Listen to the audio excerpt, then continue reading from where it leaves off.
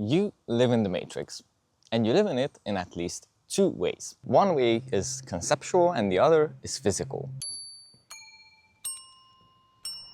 And the problem is that you have very, very slim chances of getting out of either one or the other, and even less of getting out of both of them. So this is basically Trump Avenue, right? So what do I mean by being physically in the matrix? Well, what I observed in the past few days is that when you have a work schedule, when you have to go to work at this time and you finish at this time, then this rhythm can capture all of your energy. And as it happened in the past few days, I've been working almost 10-hour days. And because of this, my mornings were really busy, really short, and my evenings were also very tiring. Like I finished work and then I followed by working on something else. And if you don't have a strong sense of purpose that you have to do this, that you have to work on this particular thing, then you are not going to do the effort. You're not going to go the distance to do your thing, do your project, even after work. And because of this, I think that it's very easy for some people to just get lost in this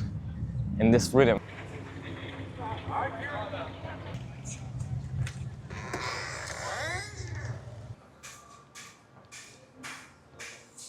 Hi. Double shot espresso.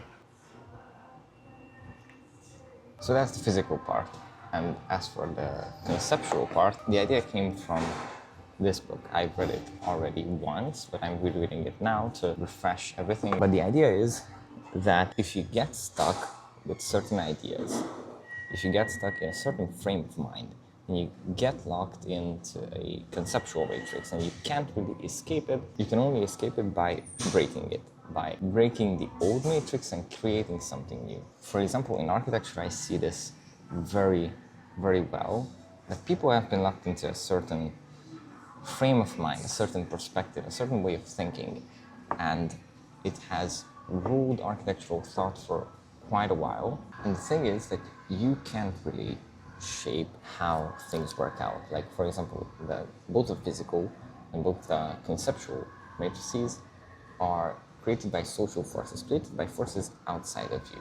You either go your own way or you integrate into the matrix. And the problem with this is that both close you off from certain directions. Physically and conceptually, you are closed into one certain way of living, one certain way of thinking, and then in some sense, your life and your choices and your way is going to be predetermined. And of course, this means that you don't have a choice. You don't have a choice of how you lead your life and what way you are leading and what direction you want it to have. But the good thing is that I think I found a solution, found a way where you could break away from these rules and these constraints. Right?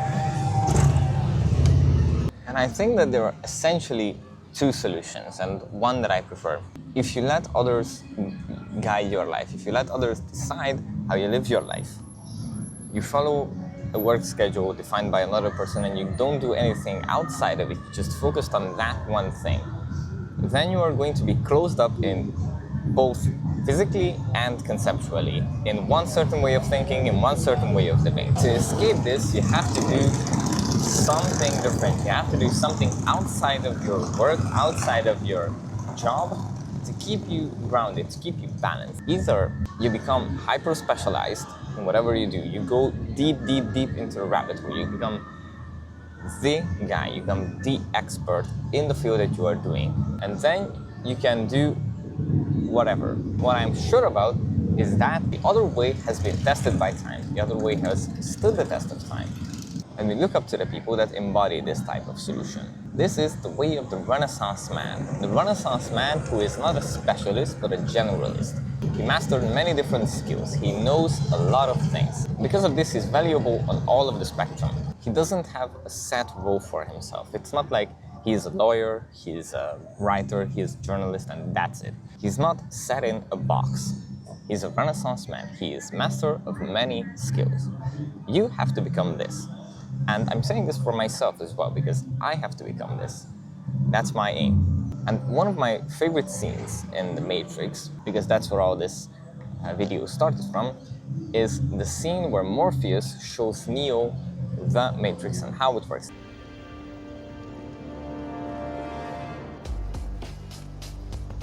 The Matrix is a system, Neo. That system is our enemy. When you're inside, you look around, what do you see? Businessmen, teachers, lawyers, carpenters, the very minds of the people we are trying to save. But until we do, these people are still a part of that system, and that makes them our enemy.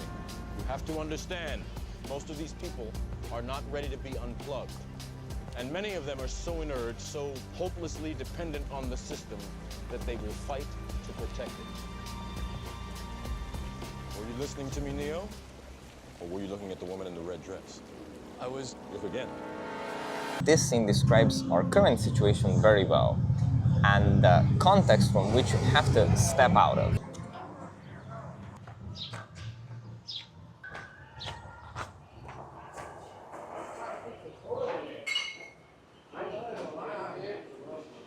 These time jumps must be really funny for you guys, but I finally finished with work. It was a boring day. We didn't really have any movement, any rushes. That was episode 22 of Days of America. See you guys tomorrow. Tomorrow, finally, thank God, I have a day off and I can sort my line. See you guys tomorrow.